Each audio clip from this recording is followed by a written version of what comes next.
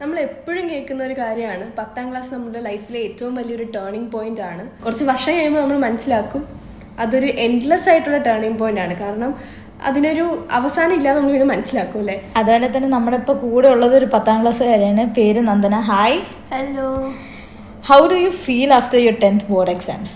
എനിക്കിപ്പോൾ ഒരു elder brother ഉണ്ട്. സോ ഞാൻ പലപ്പോഴും പറഞ്ഞു കേട്ടിട്ടുള്ളതാണ്, ഒരു എൽഡർ സിബ്ലിംഗ് ഉണ്ടെങ്കിൽ അവരൊരു പ്രഷർ കുക്കറാണെന്നുള്ളത്. അല്ലെങ്കിൽ അവനുള്ളത് കൊണ്ട് എനിക്ക് അത്രയും പ്രഷറൈസിങ് ഇല്ലായിരുന്നു. എന്നാലും ഞാനായിട്ട് വലിയ സ്ട്രെസ്സൊന്നും കൊടുക്കാതെ അത്യാവശ്യം തീർത്തു. ഇനി മൊത്തം എൻട്രൻസ് ആണ്.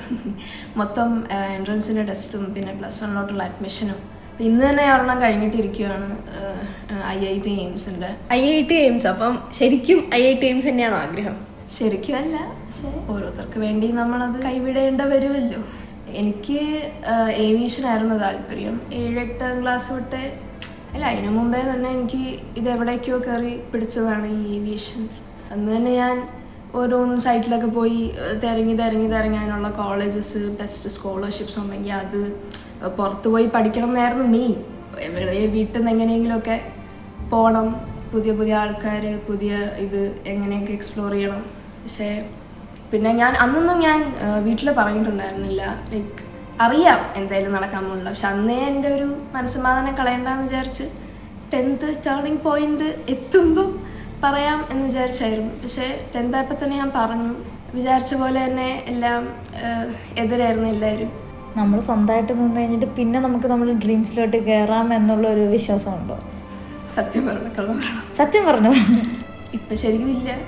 ഇപ്പം ഞാൻ എന്താ വെച്ചാൽ വരട്ടെ എന്നുള്ളൊരു, ചിലപ്പം മാജിക്കലായിട്ട് എന്തെങ്കിലുമൊക്കെ സംഭവിക്കാം. ഇതേപോലെ ഗോ വിത്ത് ഫ്ലോയിൽ വന്നിട്ട് രക്ഷപ്പെടാൻ വന്ന ആളാണ് ഞാനും. ഹ്യൂമാനിറ്റീസ്. ഇപ്പം നമ്മൾ നന്ദനയുടെ ആ ഒരു സ്റ്റേജ് കണ്ടു കേട്ടു.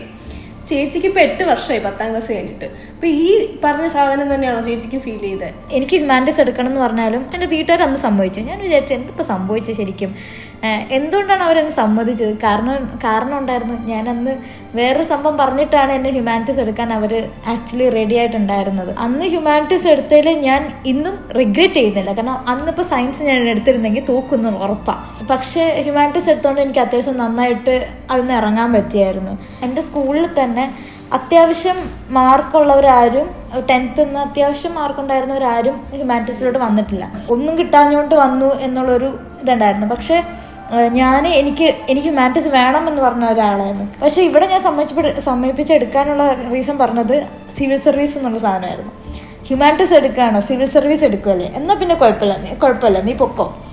വീട്ടുകാരും ഹാപ്പി. കാരണം അത് ഹ്യൂമാനിറ്റീസ് എടുത്തു കഴിഞ്ഞാൽ സിവിൽ സർവീസ് മാത്രമാണ് നമ്മുടെ ഏറ്റവും മെയിൻ സാധനം എന്നുള്ളത് വീട്ടുകാരുടെ മൈൻഡിലുണ്ട്. അപ്പോൾ വീട്ടുകാർ അതിൻ്റെ ഹാപ്പിയായിട്ട് സമ്മതിച്ചു വന്നായിരുന്നു.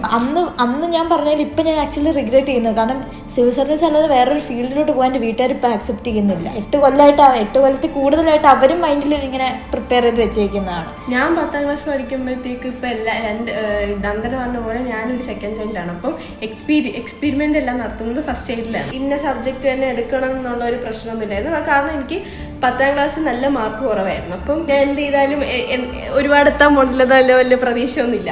എൻ്റെ ആഗ്രഹമായിരുന്നു എനിക്ക് സയൻസ് എടുക്കണം. കാരണം എനിക്ക് ഹിസ്റ്ററി ഒന്നും പഠിച്ചിഷ്ടപ്പെടുന്നില്ലായിരുന്നു. അപ്പോൾ എനിക്ക് സയൻസ് എടുക്കണമെന്നായിരുന്നു ഏറ്റവും ആഗ്രഹം. എൻ്റെ പ്രഷറിൽ അവരെടുത്തതാണ് എനിക്ക് സയൻസ്.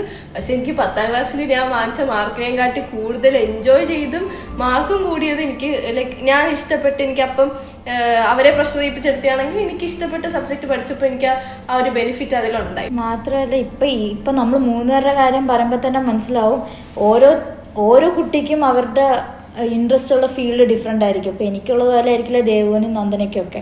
അപ്പോൾ ആ ഇൻട്രസ്റ്റ് ഉള്ള ഫീൽഡ് ഏതാണോ അത് തിരഞ്ഞെടുത്ത് പോയി കഴിഞ്ഞാൽ ചിലപ്പോൾ അവർക്ക് അതിൽ ലൈഫ് എൻജോയ് ചെയ്യാനും പറ്റും, അതിൽ മാക്സിമം ഔട്ട്പുട്ട് കൊണ്ടുവരാനും പറ്റും. അല്ലാതെ പ്രഷറൈസ് ചെയ്ത് അല്ലെങ്കിൽ അവർക്ക് പറ്റാത്തൊരു സാധനം എന്തിനോ വേണ്ടി പഠിക്കുന്നതിന് പകരം അവരുടെ ലൈഫിലെ വലിയൊരു പാർട്ട് അവർ അതിന് വേണ്ടി വെറുതെ കളയല്ലേ.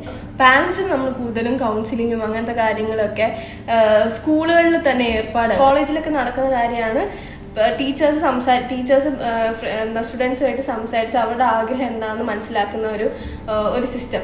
അപ്പം അത് തന്നെ എന്താണ് സ്കൂളുകളിലും കൊണ്ടുവന്നിട്ട് ഇപ്പോൾ വീട്ടുകളിൽ എന്തെങ്കിലും പ്രഷറോ അങ്ങനത്തെ കാര്യങ്ങളൊക്കെ ഉണ്ടെങ്കിൽ അത് പാരൻസ് ലൈക്ക് സ്കൂളുകാർക്ക് പാരൻസുമായിട്ട് ഇടപെടാനൊക്കെ അങ്ങനത്തെ ഒരു പാറ്റേൺ അങ്ങനെ എന്തെങ്കിലും ഒരു ചേഞ്ച് ഉണ്ടാക്കിയാൽ മാത്രമേ നമുക്ക് ഈ ഒരു നമ്മുടെ ഡ്രീംസിന് പുറകെ പോകുന്ന സ്റ്റുഡൻസിനെ നമുക്ക് വേറെ പ്രഷർ ഇല്ലാണ്ട് അവർക്ക് ഒരു പീസ്ഫുള്ളി അവർക്ക് അതിൻ്റെ പുറകെ പോകാൻ പറ്റുള്ളൂ. ഇപ്പം നമ്മൾ പ്രശ്നമായിട്ട് പറയുന്നത് പാരൻസിൻ്റെതാണ്. പക്ഷേ ഇപ്പം എനിക്കാണെങ്കിൽ പാരൻസിനെ കംപ്ലീറ്റ്ലി പറയാൻ പറ്റത്തില്ല. കാരണം they were condition in that way. നമുക്ക് അവരുടെ ഒരു ചിന്താഗതിയും ഇതും ഒന്നും മാറ്റാൻ പറ്റത്തില്ലല്ലോ.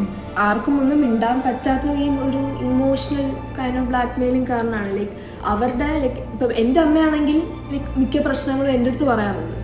അപ്പം അതെല്ലാം കേട്ട് എനിക്ക് തിരിച്ച് ഒന്നും പറയാനുള്ള ഒരു ഇതില്ലേ, ആ ഒരു ഇത് എനിക്ക് പറ്റത്തില്ല. അപ്പം എനിക്ക് അവരുടെ അടുത്തും പറയാൻ പറ്റത്തില്ല എൻ്റെ പ്രശ്നങ്ങൾ. പക്ഷെ അവരെല്ലാം ഇങ്ങോട്ടും തരുന്നുണ്ട്. അപ്പം ഞാൻ അതെല്ലാം കേൾക്കാൻ വേണം. ആ ഒരു ഇമോഷണൽ ബ്ലാക്ക് മെയിൽ വേണം എനിക്ക് ആദ്യം നിർത്താനെന്ന് എനിക്ക് തോന്നുന്നു. കാരണം അത് കാരണമാണ് മെയിൻലി ഒരാൾക്ക് ഒരു സ്റ്റാൻഡ് എടുക്കാൻ പറ്റാത്തതെന്ന് എനിക്ക് തോന്നുന്നല്ലേ. നമ്മളെ ഫണ്ട് ചെയ്യുന്നത് അവരാണ്. അപ്പോൾ നമുക്ക് അതിന് ലിമിറ്റേഷൻസ് ഉണ്ട്. പക്ഷെ നന്ദന പേടിക്കണ്ട, നമ്മൾ ഇപ്പോൾ ചിലപ്പോൾ നീ ഈ വഴി കൂടെ ആയിരിക്കും പോകുന്നത്. നമ്മുടെ ഫണ്ട് ഇഷ്യൂസ്, നമ്മുടെ ബാക്ക്ഗ്രൗണ്ട് ഒക്കെ ഇഷ്യൂസ് ആയിട്ട് വരാം. So hope for the best. എന്തായാലും ഭാവിയിൽ നന്ദനയുടെ ആഗ്രഹം അനുസരിച്ച് ഐദർ ബീയിങ് ഇൻഡിപെൻഡൻറ്റ് അങ്ങനെയാണെങ്കിൽ, അല്ലെങ്കിൽ ഏതെങ്കിലും ഒരു വഴിയിൽ നന്ദനയ്ക്ക് തെളിഞ്ഞു വരും. അതുകൊണ്ട് സ്വപ്നങ്ങളൊന്നും കളയാൻ നിൽക്കണ്ട.